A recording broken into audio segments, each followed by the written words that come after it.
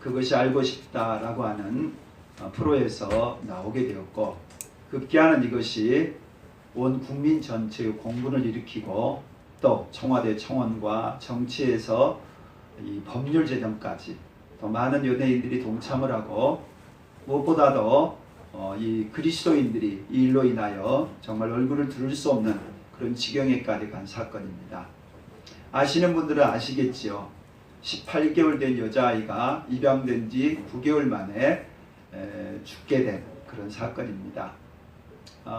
그림 보시면 알지만 입양되기까지는 저렇게 천진난만한 전사와 같은 아이가 마지막 죽기 전에는 그 시커먼 얼굴 속에 불행하게 살다가 죽었던 그런 사건입니다. 근데 문제는 이게 그냥 단순한 사망사건이나 또 입양사건 속에서 학대 문제가 아니라 그리스도인이 이 일에 참여하고 있다라는 점에서 충격입니다. 양 부모가 예수님을 믿는 그리스도인들이었고, 또 그 양 부모의 부모, 그러니까 조부모, 외조모 모두 다 목사님들이었다는 겁니다. 목사님 가정에 두 자녀가 만나서 딸을 하나 낳고, 그리고 입양을 했던 이 정인이라는 아이가 죽게 된 사건이라는 겁니다. 더더군다나 그 두 양 부모는 우리나라에서는 최고로 신앙생활을 정직하게 하고 성실하게 하고 하나님의 대학이라고 이름을 붙일 만큼의 그러한 유명한 대학의 출신들이다 라고 하는 것입니다. 이게 우리들에게 어떤 의미를 주고 있을까라고 하는 점에서 기독교인들이 곱씹어 봐야 할 그런 내용이라는 겁니다. 최근 우리 사회는 이 교회가 사회의 소금이 되기보다는, 빛이 되기보다는 도리어 사회를 여러 가지로 힘들게 하고 비난을 받는 일들이 많이 지금 생기고 있는 중에 또 이런 사건이 생겼다는 겁니다. 그렇다면은 우리들에게 주시는 교훈이 분명히 있는 것이지 그냥 넘어갈 수 있는 사건은 아니다라고 하는 것이죠. 문제는 우리들 안에 이 악마성이다라고 하는 거죠. 입양을 할 때 그냥 입양하지 않았을 겁니다. 우리나라가 한 해 입양된 아이가 약 700명, 750명 정도 된다고 합니다. 근데 그 중에서 우리나라 사람이 입양한 그 아동이 약 370명 정도 되고, 그리고 예국으로 입양된 아이가 300명대 초반입니다. 무슨 뜻인가 하면은 약 700명 정도 아동을 우리나라에서 모두 다 입양을 못하고 있다, 이 뜻은 말은 공분도 하고 말은 비난도 하지만 실제로는 입양 아들에 대한 관심이 없다 이 말이에요.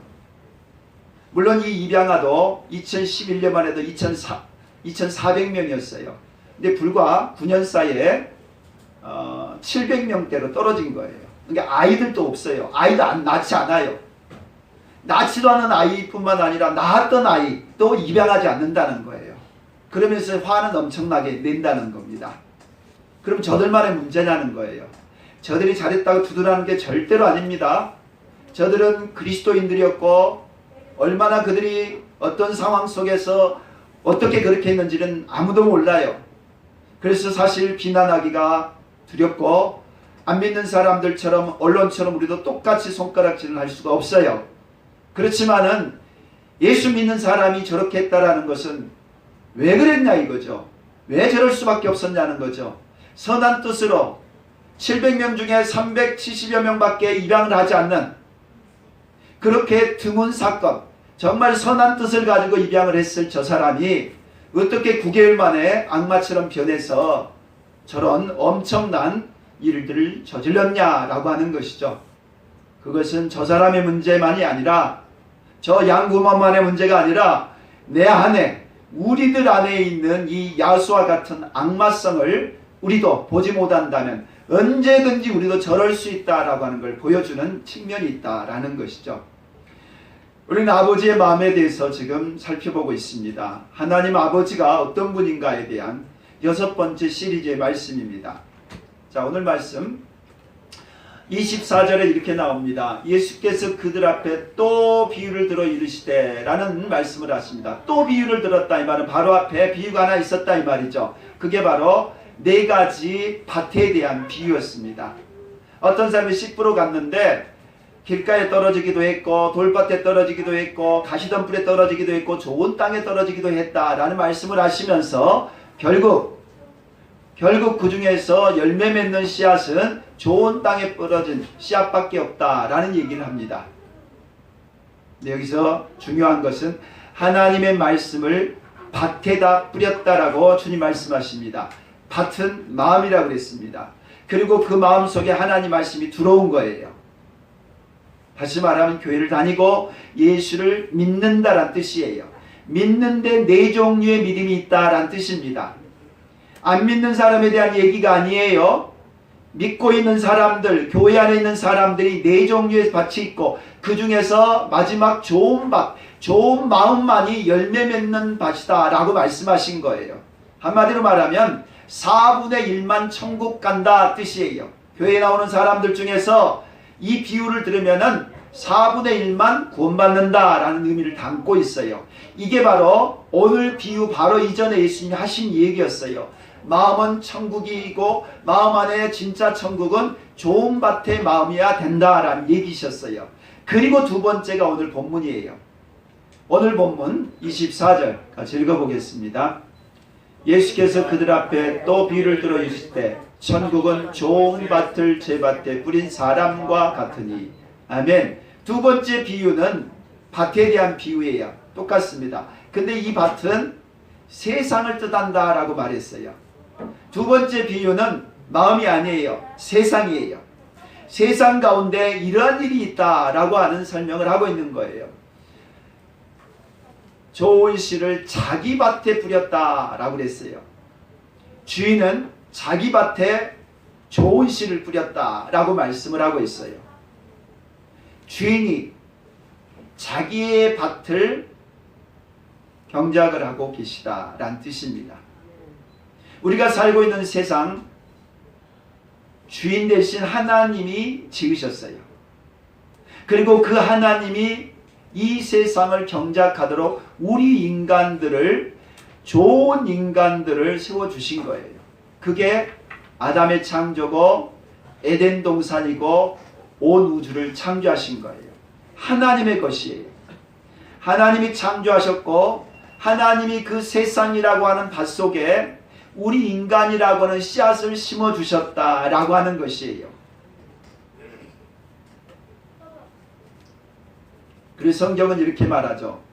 하나님이 이르시되 우리의 형상을 따라 우리의 모양대로 우리가 사람을 만들고 그들로 바다의 고기와 하늘의 새와 가축과 온 땅과 땅에 기는 모든 것을 다스리게 하자 하시고 하나님이 5일째 되는 날까지 모든 우주 만물을 만드신 거예요.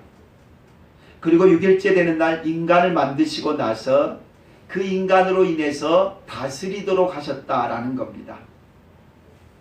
밭에다, 자기 밭에다가 씨를 뿌리시고 그 씨로 선한 열매를 맺도록 하시는 분이 하나님 아버지시다라고 하는 것입니다. 그래서 우리 인간들에게는 이 우주를 경영하는, 모든 세상을 다스릴 수 있는 그러한 창조자로 우리를 창조물로 만드셨다라는 얘기죠. 그런데 2장에 보면은 에덴 동산이 나옵니다. 근데 그 에덴 동산의 말씀 속에 이런 구절이 나와요. 여호와 하나님은 자기가 만든 사람을 에덴 동산에 두어 그곳을 관리하며 지키게 하시고 라는 구절이 나옵니다. 에덴 동산이 나와요. 하나님은 창세기 1장에서는 생육하고 번성하고 땅에 충만하라고 명령 내리셨어요. 그 표현이 뭐예요? 명령이잖아요. 굉장히 공격적이잖아요. 그러니까 세상을 향해서 적극적으로 나가가지고 세상을 정복하고 다스리고 씨 뿌리고 열매 맺고 자녀 낳고 번성하고 잘되라라는 굉장히 적극적이고 긍정적이고 또한 명령적인 그런 표현이에요. 근데 2장이 들어와서 2장의 내용은 지키는 거예요. 관리하는 거예요. 이건 뭐예요? 수비형이에요. 수비형. 수동적이에요. 그리고 소극적이에요. 선악과를 먹지 말라라고 하는 건 부정적인 것 아니에요? 1장의 상황하고 2장의 상황이 달라진 거예요. 2장에는 수비적인 자세에서 에덴 동산을 지키라는 거예요. 지키라는 것은 뭐예요? 공격한 자가 있다 이 말이죠. 관리하며 지키라고 하는 것은 원수가 있고 그 원수가 이 에덴 동산을 공격해 올 수 있기 때문에 너는 이걸 지켜야 된다라고 말씀을 하신 거예요. 선악과도 그래요. 왜 선에 남으면 될 건데, 왜 생명 남으면 될 건데 왜 악이 들어가냐 이거예요. 선악과 속에 악이 포함되어 있다라는 것. 그리고 또 나타나는 게 뱀이 나타나요. 그리고 뱀이 거짓말을 해요. 왜 하나님이 창조하는 세계 속에서 에덴 동산이라는 그런 선한 세계 속에서 선악이라고 하는 악이 포함이 되어 있고 뱀이라는 존재가 등장을 하고 왜 거짓말이 있느냐라고 하는 겁니다. 이것은 설명하기가 어려워요. 원수가 처음부터 존재했다라고 하는 것처럼 등장하기 때문에. 물론 좀 이따 살펴보기는 하겠지만은 그 원수도 맨 처음에 창조자는 아니기 때문에 피조물이긴 하죠. 그렇지만 원수가 있었어요.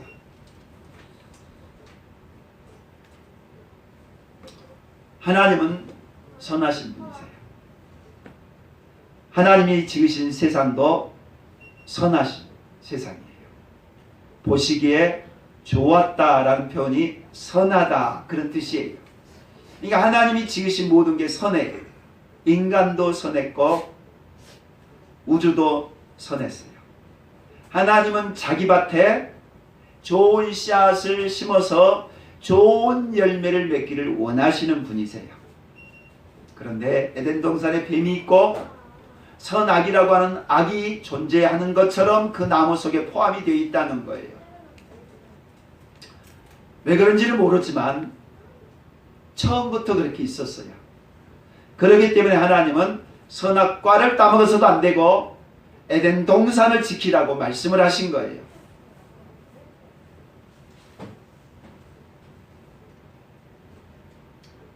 선한 세상에 악이 존재해요.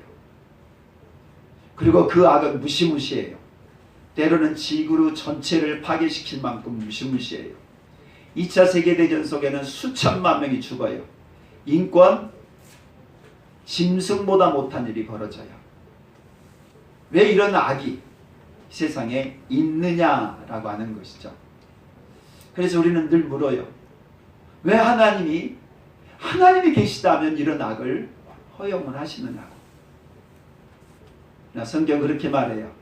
따라서 합니다. 하나님은 선하시다. 하나님은 선하시다. 하나님은 선하시다. 하나님은 선하시다. 우리도 선해야 한다. 우리도 선해야 한다. 그것만 말씀하세요.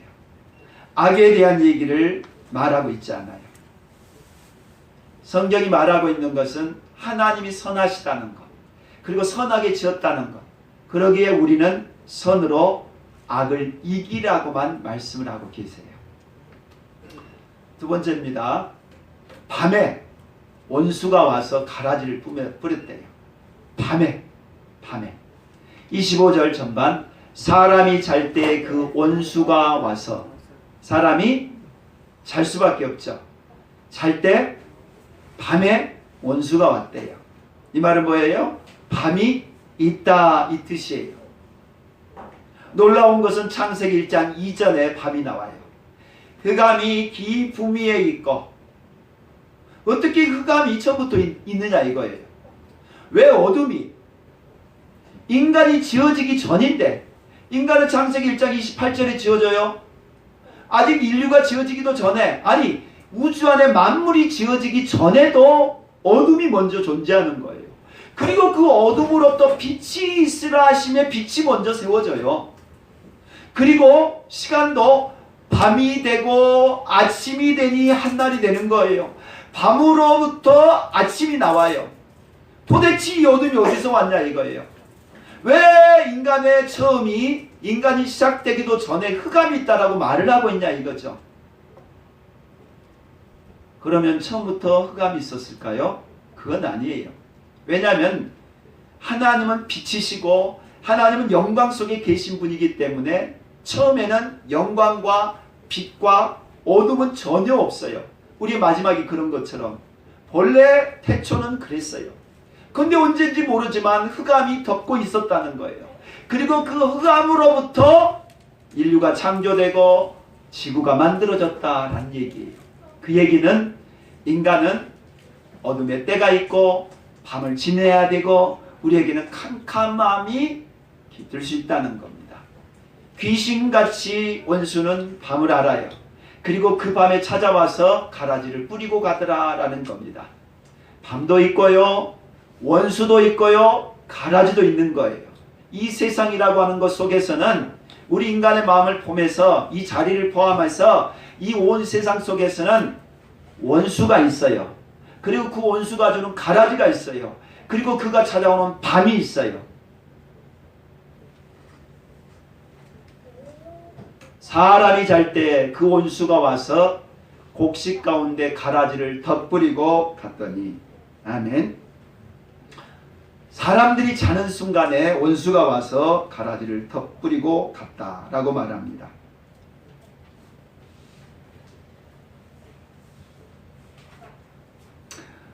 옥상에다가 농사를 지면서 신기한 것이 어디서 잡초가 그렇게 날라온지 모르겠어요. 어디서 올까요? 아니 저기는 다른 땅도 없고 옥상 아닙니까? 저 높은 옥상에 신기해요. 그래서 우리 집사님 작년에 다리를 다치시게 되면서 잡초가 많잖아요. 나도 잡초가 그렇게 무성해져요. 그래서 천이 있으니까 천으로 땅을 덮어버렸어요. 그랬더니만 그 땅에는 잡초가 안 생기더라. 그런데 놔두면 잡초가 나무만큼이나 커버려요. 아니 도대체 이 잡초가 어디서 오냐 이거예요. 날파리는요, 여름에 저거 놔두면은 어디서 날라올까요? 도대체 어디서 오는 거예요? 어디서? 다 문 닫았는데 어디서 날파리가 오는지 모르지만 날파리가 엄청나게 많아요. 좀 있으면 구더기도 생기고요, 말로도 할 수 없는 상황이 벌어져요. 도대체 인간 속의 악이 어디서 오냐 이거예요. 그 사악한, 정말로 짐승보다 못한 그 악이 어디서 오냐 이거죠. 사람이 잘 때 원수가 와서 가라지를 덧뿌린답니다. 인간의 마음속에도 우리가 살고 있는 세상 속에서 원수는 있고 밤은 찾아오고 가라지를 덧뿌리고 가버린답니다. 26절, 싹이 나고 결실할 때 가라지도 보이거늘. 싹도 나고 가라지도 자라고 함께 자란답니다. 선한 역사도 자라는 것이고요, 악의 역사도 증가하는 거예요. 그래서 인간이 어릴 때는 그렇게 악하지 않은데 크면 클수록 악해요. 배우면 배울수록 악해져 가고 가지면 가질수록 악해져 가요. 악도 커져요. 반면 선도 커지는 거예요. 싹이 나고 결실하에 가라지도 보이거든. 누가 보이는 거예요? 종들한테 보였다고 해요. 종은 천사라고 그랬어요. 천사가 보여요. 보여서 뭐라고 합니까? 그런데 가라지가 어디서 생겼나이까? 주인이 이르되 원수가 이렇게 하였구나. 아멘. 가라지가 어디서 생겼습니까? 악이 어디서 왔습니까? 이 엄청난 사건 왜 일어난 것입니까? 원인이 뭐라고요?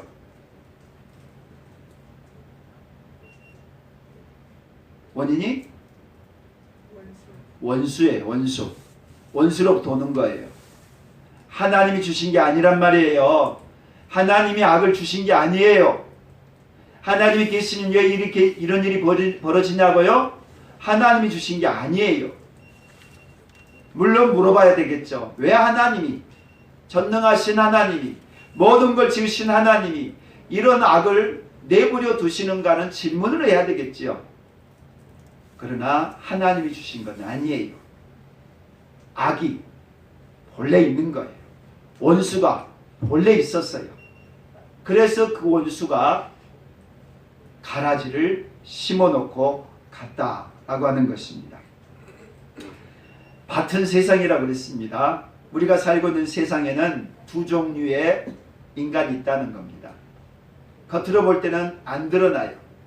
그런데 나중에 하나님 앞에 섰을 때, 또 죽음 앞에 섰을 때는 두 종류로 딱 나눠진다는 겁니다. 알곡과 가라지로, 진짜와 가짜로 나눠진다는 거예요. 아무리 부정하고 부정하려고 해도 이 날이 반드시 와요. 알곡을 통해서도 보는 거고 역사의 순리를 통해서도 우리는 확인하는 거예요. 우리 주변에도 그렇고요. 악인은 결국 심판을 받아요. 당대받지 않으면 그 다음 때에 받고요. 반드시 악인은 멸망을 해요. 선한 사람은 잠시 고난이 오고 어려움이 와도 반드시 상을 받게 되어 있어요. 이게 하나님의 법칙이에요. 우리가 여기서 질문합니다.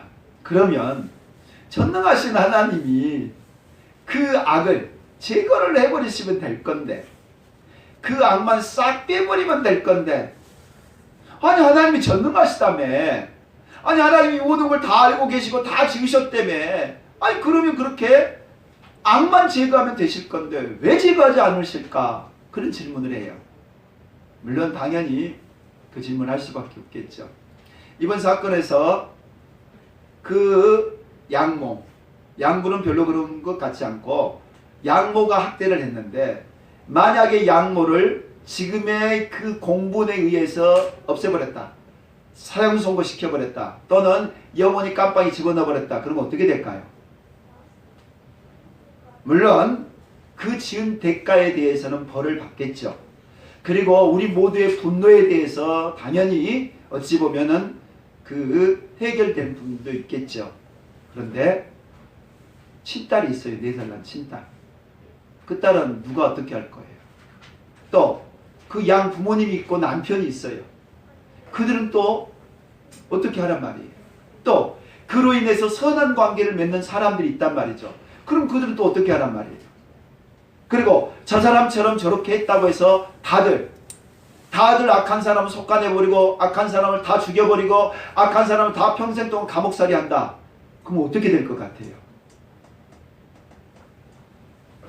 그러기에 역사상 자기가 100% 순도 선하고 의롭다고 주장한 집단들은 하나같이 독재 집단이 되거나 이단 집단이 됩니다. 역사적으로 우리는 진짜 하나님 잘 믿는다, 우리만이 진짜다라고 말한 사람들이 나중에 이단이 돼요. 그리고 독재국가가 돼요. 김정은, 김정일, 김일성 100% 오류가 없는 사람들이에요. 신이에요. 그들이 말하면 오류가 없다는 거예요. 잘못이 없다는 거예요. 그리고 어떻게 돼요?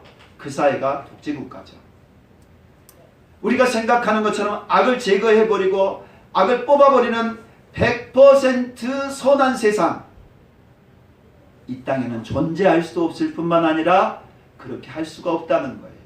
그래서 세 번째, 종말이 오기 전까지는 알곡과 가라지는 같이 가는 거예요. 28절, 그러면 우리가 가서 이것을 뽑기를 원하시나이까? 종들이 하는 얘기입니다.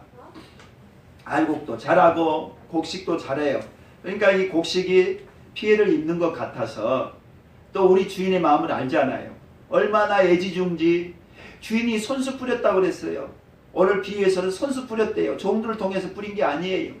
주인이 그렇게 사랑을 한다는 거예요. 우리 인간을 사랑하시고 인류를 사랑하시고 하나님이 사랑하셨어요. 그래서 씨를 뿌리셨다는 겁니다. 그 주인의 마음을 종들이 알아요. 종들이 알기 때문에 그 종들이 이 가라지 뽑아버리면 되지 않겠습니까? 라고 말을 하는 거죠. 주인이 이르되 가만두라. 가라지를 뽑다가 곡식까지 뽑을까 염려하노라. 둘 다 추수 때까지 함께 자라게 두라. 따라서 합니다. 가만두어라. 가만두어라. 가만두어라. 가만두어라. 우리 주님의 마음입니다. 가만두어라. 누구를 가만두라? 악을. 악인은 가만두라는 거예요. 마귀를, 가라지를 그만두라는 거예요. 그들이 잘했어요? 그들이 좋아서요? 그들이 의로워서요? 아니에요.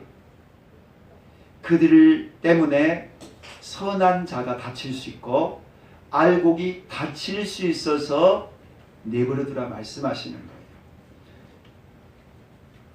다시 말하면 우리 사회에 악이 존재해요.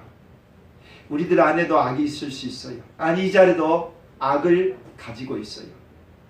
근데 하나님 내버려 두셔요. 가만두래요. 그것은 도리어 선한 자를 보호하시기 위한 거랍니다. 좀 이해가 안 되죠? 이해가 안 됩니다. 우리는 악을 뽑아버리면 좋을 것 같은데 그럼 여기 안에 남아있는 사람이 아무도 없죠.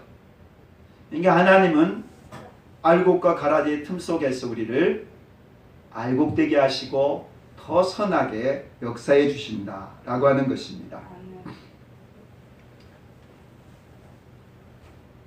추수 때가 되면은 어떤 일이 벌어집니까? 추수꾼들이 가라지를 먼저 거둔답니다. 가라지를 먼저 거두어서 그 다음에 불로 태워버리고 그 다음에 곡식은 곡간에 넣는답니다. 심판은 가라지를 먼저 심판을 합니다. 추수 때가 되면은 먼저 가라지를 불에 태워버리고 그리고 알곡만을 곡간에 넣는다라고 말씀하십니다. 계시록을 보게 되면 불못에 던져지는 자가 있습니다. 예수님이 천년왕국전에 오셨을 때 거짓 선지자와 또한 이 거짓 선지자를 추종하는 적 그리스도가 불못에 들어갑니다. 그리고 천년왕국이 끝난 다음에 마귀와 음부와 사망까지도 불못에 들어갑니다. 그게 계시록 20장에 새하늘과 새 땅이 이루어지기 바로 직전의 일입니다. 불못의 마지막 마귀가 들어가고 마귀가 들어가면서 마귀가 주는 죄와 사망도 들어가 버리고 또한 그 죽은 자가 가 있는 음부도 들어가 버렸어요. 그럼 어떻게 되는 거예요? 이제는 더 이상 세상에 악이 없는 거죠. 마귀가 없으니까. 또 마귀가 우리를 죄로 미혹할 것도 없는 거고 미혹한 자가 시험 들어서 나중에 가는 음부도 없어지게 된 거잖아요. 그러니까 어떻게 되겠어요? 알곡이요 신천 신지와 같은 새하늘과 새 땅이 이루어지는 거예요. 그래서 마지막 날은 하나님이 심판을 하십니다. 그 뜻은 지금도 우리들 안에 악이 있고 지금도 우리들 안에 여전히 기분 나쁘고 마음에 들지 않고 또 여러 가지로 다툼이 있다라고 하는 것은 아직 끝이 아니다는 거예요. 그 사람이나 나에게 하나님이 아직도 기회를 주신다는 거예요. 하나님이 끝이 되었다라고 하면 그 사람을 쳐버려요. 그 나라를 하나님이 폐망을 시켜버려요. 역사적으로 하나님의 때가 되었다라고 한다면 역사적으로 그 나라를 멸망을 시켜요. 그래서 역사적으로 많은 제국들, 많은 나라들이 없어지고 또 세워지고 개인의 역사들도 파산됐다가 망했다가 그런 과정을 밟는 게 뭐냐면 하나님의 때가 되었기 때문에 그래요. 오늘 우리들에게 악이 존재하는 것 같고 여전히 우리들 안에 이러한 악인이 존재한다는 것은 하나님이 아직 기회를 주신다는 거예요. 나한테도 기회를 주시는 거고 그 사람한테도 기회를 주시는 거예요. 그렇다면은 속히 회개를 해서 내 안에 악을 제거하는 일을 해야 된다라고 하는 것입니다. 마지막 심판의 날이 오기 전에 우리들 안에 불못에 들어가는 일이 오기 전에 우리가 그 악을 제거해야 된다라고 말합니다. 종말은 노아의 방주의 날과 같다라고 그랬어요. 방주 들어가는 날 어떤 일이 벌어집니까? 시집가고 장가가고 놈 팔고 소 팔고 그리고 할 수 있는 모든 죄를 다 지은 것이 그 노아의 방주 사건 이전의 인류였어요. 그래서 죄악이 온 세상에 가득 찼고 악이 가득 찼다고 그랬어요. 악이 가득 찼기 때문에 더 이상 선한 사람 악한 사람 구별하지 않아도 될 만큼 악했다는 거예요. 그러니까 8사람 이외에는 모두가 악한 거예요. 그러니 모두를 다 쓸어버리실 수가 있었다 이 말이에요. 이것은 인류의 종말은 더 악한 일 많이 벌어지고 더 엽기적인 사건 많이 벌어지고 무시무시한 세상 된다는 거예요. 그래야만 그들을 심판할 수 있기 때문에. 반면에 순결한 하나님의 사람, 의로운 하나님의 사람, 하나님의 백성들은 노아와 같이 또 알곡과 같이 만들어 가신다라는 얘기예요. 우리가 말씀을 정리하면서 다시 한번 기억해야 될 것. 따라서 합니다. 하나님은 선하시다. 하나님은 선하시다. 이걸 결코 잊어서는 아니 됩니다. 어떤 상황이든지 간에 하나님은 정답이다. 하나님이 길이다. 하나님밖에 방법이 없다. 항상 우리가 기억해야 될 것. 하나님은 선하시다. 근데 인간은 선하기도 하고 악하기도 하다. 마귀는 100% 악하다. 그러니까 마귀 말을 들으면은 아무리 그게 마이다스의 손이 되고 아무리 그게 네 소원을 다 들어준다고 하고 천하를 다 준다 하더라도 그것은 100% 망한다. 하나님은 100% 의롭고 선하다. 하나님은 오늘도 우리를 악한 세상 속에 살게 하셨어요. 그리고 심지어 우리들 안에도 악이 존재해요. 그렇지만은 그 악을 제거하라고 말씀하세요. 그리고 그 악 속에서 우리가 선하게 살라고 말씀하시는 거예요. 왜냐하면은 심판날이 있기 때문에 그래요. 선하신 하나님이 우리 모두를 선하게 역사하셔서 선한 열매, 선한 역사 이루어 주실 수 있기를 축복합니다. 기도합니다. 하나님,